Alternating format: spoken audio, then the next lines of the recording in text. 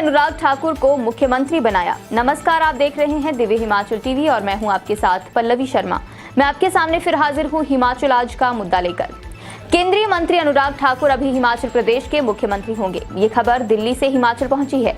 इस खबर में कितनी सच्चाई है, इसका पता भारतीय जनता पार्टी को भी नहीं है। इसकी जानकारी दिल्ली के deputy chief minister Manish Sisodia ने कल एक प्रेस कॉन्फ्रेंस के दौरान दी है। इस खबर के बाद हिमाचल प्रदेश में अजीब सी हलचल मची हुई है। दरअसल आम आदमी पार्टी की मंडी रैली के बाद उसका उत्साह इतना बढ़ गया है कि वे सियासी हलकों में हर रोज खलबली मचाने लगी है। इस खबर को भाजपा के एक फैसले से संबंध में भी जोड़कर देखा जाने लगा है। भाजपा ने दरअसल ये फैसला लिया है कि आने वाले चुनावों में वे किसी भी प्रदेश में मुख्यमंत्री का चेहरा घोषित नहीं करेगी। इसलिए आपके नेता मनीष सिसोदिया ने इससे घटनाक्रम का इस तरह से चीरफाड़ किया है कि हर जगह खलबली मचना स्वाभाविक है।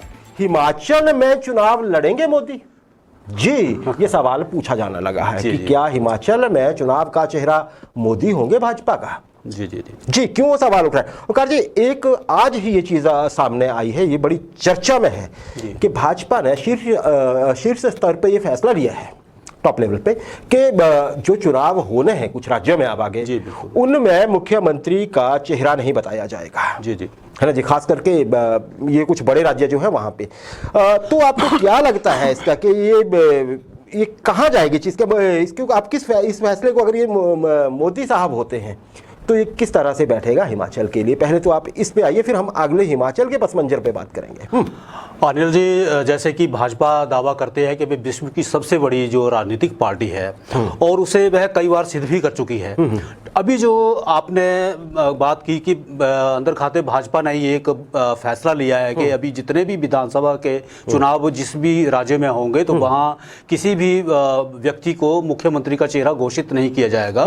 उसकी जगह जो है खुद प्राइम मिनिस्टर मोदी जो है वो बताएंगे कि प्राइम मिनिस्टर मोदी जो है उनके नाम पे ही इलेक्शन लड़ा जाएगा। सही है। ठीक है, तो इससे जो है वो सबसे बड़ा संदेश यही जाता है कि भाजपा संगठन को और मजबूत करने के लिए और संगठित करने के लिए ये फैसला लेने जा रही है। और पीएम मोदी के नाम पर ही जो है सभी विधानसभा अगर चुनाव लड़े जाते हैं तो मुझे लगता है कि ये बिना विवाद के भी होंगे और इसके शायद नतीजे भी भाजपा को लगता है कि सुखद रहेंगे, ऐसा लगता है। देखिए, याद करिए वो समय आज से कुछ महीने पहले का, जब अभी 5 राज्यों में चुनाव नहीं हुए थे, जो पीछे हुए, जिनमें से 4 भाजपा जीत गई है, वहां पे सरकार दोबारा से बना रही है। खासकर यूपी में जब भगदड़ मची थी ना, भाजपा को छोड़ छोड़ के नेता जाने लगे थे। उस समय ये एक बात आई थी आगे कि देखिए ऐसे समय में, जैसे बंगाल का उदाहरण था उससे पहले, पश्चिम बंगाल का, कि वहां पे मोदी साहब का चेहरा आगे था, फिर भाजपा वहां जीत नहीं पाई, तो ऐसा माना गया कि टार्निश हुई है इमेज प्रधानमंत्री। तो फिर तब ये बातें सामने आई थी कि अब भाजपा जो है मोदी साहब का चेहरा सामने नहीं रखा करेगी, वहां के लोकल लीडरशिप को सामने, ऐसा हुआ था ना, हम इस कार्यक्रम में भी चर्चा कर चुके हैं।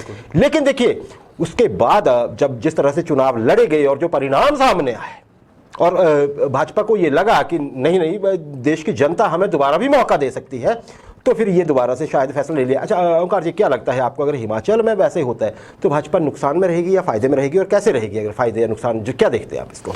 अनिल जी, जब भी राजनीतिक पार्टियां ऐसा कोई निर्णय लेती हैं तो एक संदेश जरूर छुपा होता है कि जो व्यक्ति जितना अच्छा परफॉर्म करेगा उसको उतना ही बड़ा इनाम मिलेगा।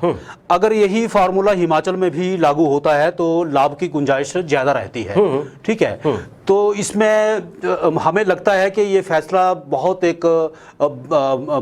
बड़े सर्वे के आधार पर लिया गया होगा। जैसे आपने बंगाल की बात कही है, उसके बाद यूपी की बात कही है, तो ये जो मंथन हुआ है, इस मंथन के बाद इस फैसले के कई महीने जो हैं वो बाद में निकाले जाएंगे जी। अच्छा, आपका ये कहना है कि अगर ऐसा फैसला कोई लिया गया है तो सोच समझ के लिया होगा। हालांकि हम ये बता दें कि जिन राज्यों के बारे में एक चर्चा चली हुई है उनका हिमाचल का नाम नहीं लिया गया है, है ना। और दूसरी बात ये भी है कि आपने कहा कि ये मोदी साहब के, तो खैर जयराम ठाकुर साहब भी ये सोचते तो जरूर होंगे कि उन्होंने काम किया है, तो मैं अपने चेहरे पे भी निकाल सकता हूँ। चलिए ये देखते हैं अब आगे क्या होगा।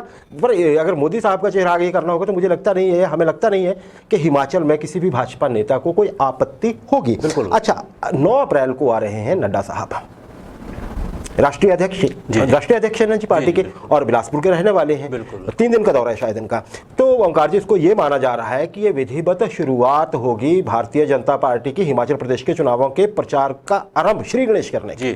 तो क्या आपको ऐसा नहीं लगता है कि 3 दिन जब नड्डा साहब यहाँ रहने वाले हैं तो कहीं वो बयान देंगे, कहीं वो भाषण देंगे, कहीं उनके विचार वैसे प्रकट होंगे तो सामने आ ही जाएगा कि यहाँ पे हिमाचल में चेहरा कौन होने वाला है? जयराम ठाकुर साहब होने वाले हैं, यहाँ भी प्रधानमंत्री नरेंद्र मोदी का ही चेहरा आगे किया जाएगा। क्या राय है आपकी? बिल्कुल बिल्कुल अनिल जी, जेपी नड्डा पार्टी के राष्ट्रीय अध्यक्ष हैं और जैसे कि आपने कहा कि जिला बिलासपुर के रहने वाले हैं, तो जब वो 9 अप्रैल को आएंगे तो मुझे लगता है वो जो भी बोलेंगे वो बिल्कुल नाप तोल के बोलेंगे और उनका बोलना जो है अनिल जी, वो बोलना ही अपने आप में एक निर्देश होगा, एक आदेश होगा और उसी निर्देश और आदेश पे आगे जो है पार्टी लाइन जो है वो एक रेखा खींचती जाएगी कि अब हम इस तरह से और इस तरीके से जो है आगे की रणनीति बनाएंगे। और जैसे जैसे चुनाव आते जाएंगे तो आपने देखना है कि उसी एक फार्मूले पर जो है वो पार्टी आगे बढ़ती जाएगी।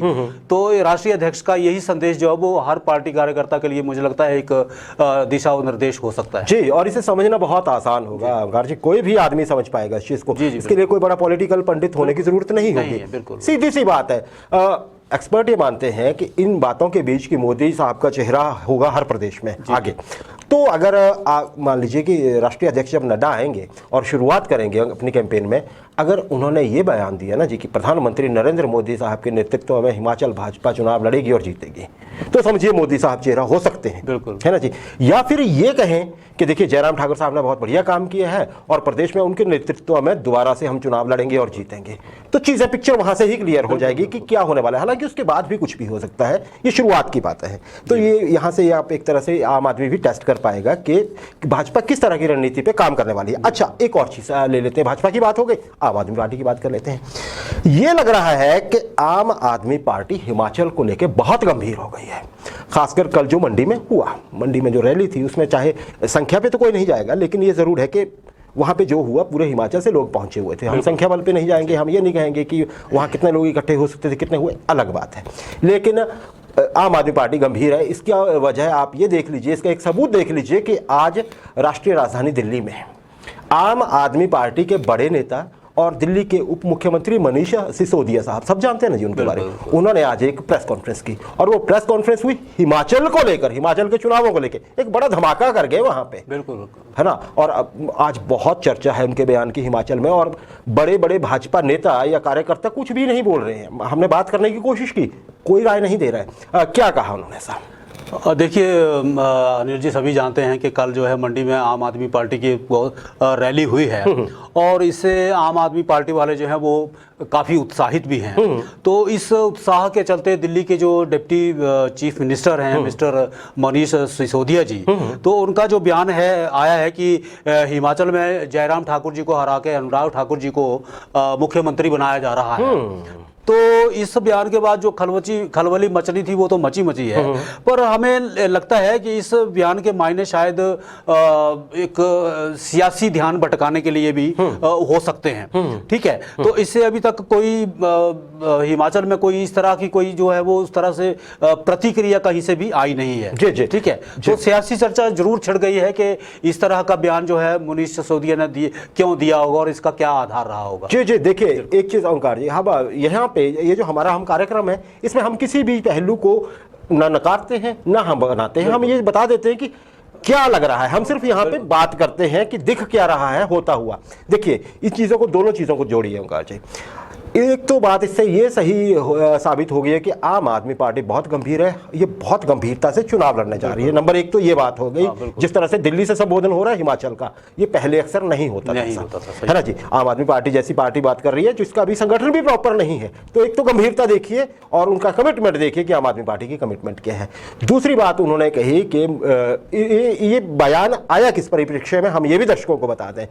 ये बताने की कोशिश कर रहे थे कि कल जब रैली में अरविंद केजरीवाल साहब आए थे, भगवंत मान साहब आए थे मंडी की रैली में, तो लोगों का ऐसा एक रिएक्शन था उनके अनुसार कि लोग जो हैं वो जयराम ठाकुर साहब की सरकार से दुखी हैं, खुश है ना। ये कहा, अब कोई भी ओपोनेंट होगा वो दूसरे के लिए ऐसा तो नहीं बोलेगा कि नहीं उनसे बहुत खुश हैं।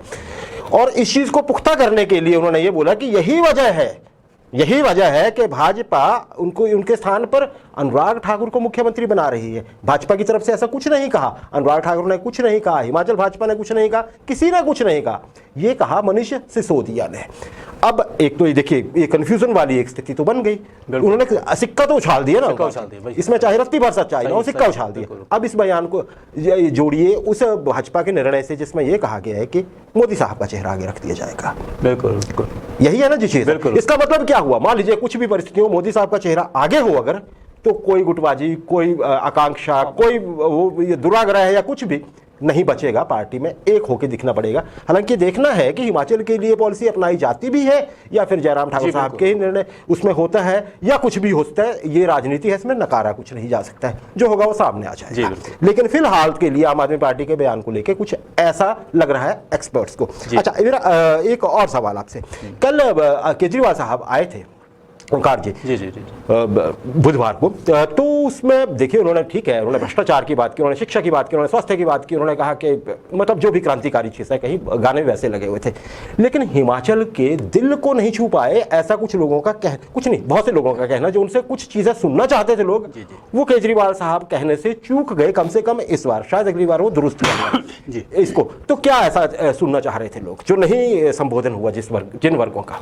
बिल्कुल, देखिए रैली से पहले जो था लोगों का, कई लोगों का ये कहना है जिसको हम एक शेर के जरिए एक्सप्रेस कर सकते हैं कि बहुत शोर सुनते थे पहलू का दिल में, जो चीरा तो कतरा ही खून निकला।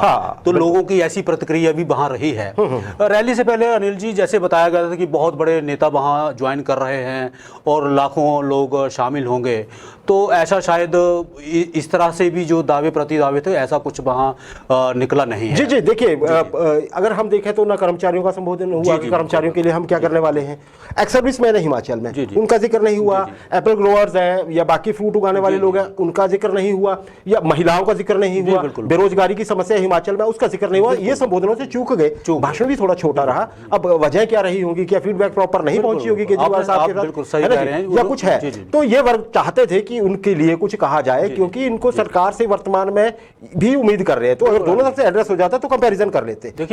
अनिल जी, देखिए हिमाचल के करीब हर घर से एक सैनिक है, चाहे वो सेवानिवृत्त है, चाहे वो अभी सेवा में है, तो उस वर्ग को भी इन्होंने छूने की कोशिश नहीं की। बागवानी एक बहुत बड़ा वर्ग है, टूरिज्म बहुत बड़ा वर्ग है, जल जंगल जमीन, हिमाचल का पानी, हिमाचल की कई परियोजनाएं, तो इन तमाम मुद्दों पे अगर एक दो मुद्दे भी केजरीवाल साहब वहां संबोधित कर देते तो हमें लगता था कि लोगों को लगता था, हमारे दर्शक भी इस बात से सहमत होंगे कि हिमाचल से उनको कुछ लेना उनका कनेक्ट थोड़ा और बेहतर हो सकता था। लेकिन हालांकि ये भी लोग कह रहे हैं कि पहला दौरा था, शायद फीडबैक ज्यादा नहीं पहुंची होगी, हो सकता है आने वाले दिनों में होता है वो उन चीजों को एड्रेस करें, और अगर ऐसा करेंगे तो बेहतर हो जाएगा, बड़ा अच्छा माहौल बनेगा। इलेक्शन आ रहे हैं आगे, है ना, जो बेहतर करेगा वो आगे बढ़ेगा, इसमें किसी को कोई ऐतराज भी नहीं होगा। कांग्रेस की बात कर लेते हैं। कांग्रेस आजकल बड़ी हैरानी की बात है ओंकार जी, इतनी पुरानी पार्टी, भारत की सबसे पुरानी राजनीतिक दल है, आज कल अगर हिमाचल की बात देखें तो अक्सर ये होता है कि जो घटनाक्रम होता है कांग्रेस को लेके, वो होता है कुलदीप सिंह राठौर जो कि उनके अध्यक्ष हैं, पार्टी के प्रदेश अध्यक्ष, उनका कोई बयान होता है। आज भी शायद कुछ वैसा ही है, क्या आपकी राय है इस बारे में? हाँ बिल्कुल अनिल जी, इन दिनों हिमाचल कांग्रेस में लगता है कि नेताओं का शायद टोटा है, या नेता उनके शायद कहीं दूसरे कार्यों में व्यस्त हैं, या नेता इंतजार में है, या नेता किसी दिशा निर्देश के इंतजार में है। अब ये क्या इंतजार है, सियासी इंतजार हो सकता है। तो इसी इंतजार में उन्होंने जो है, उनको लगता है कि राठौर साहब जो है वो सभी की ओर से एक नुमाइंदा, बतौर नुमाइंदा या बतौर अध्यक्ष जो है वो बयान दागते रहें। तो बयान दागने से अगर सियासत चलती तो इस देश में बयानवीरों की कमी नहीं है। जी बिल्कुल, जी। और बड़ी बात है, देखिए ये बात क्यों कह रहे हैं हम यहाँ पे, कांग्रेस का हम हमेशा सवाल उठा लेते हैं, क्योंकि लोग ये चाहते हैं, जनता ये चाहती है कि कांग्रेस अपनी भूमिका की तरफ देखे, अपने इतिहास की तरफ देखे हिमाचल में, और उसी नजरिए से सामने आए इलेक्शन बहुत नजदीक है। उम्मीद है बहुत जल्दी हम अपने इसी कार्यक्रम में चर्चा करेंगे कि कांग्रेस ऐसे आगे बढ़ रही है।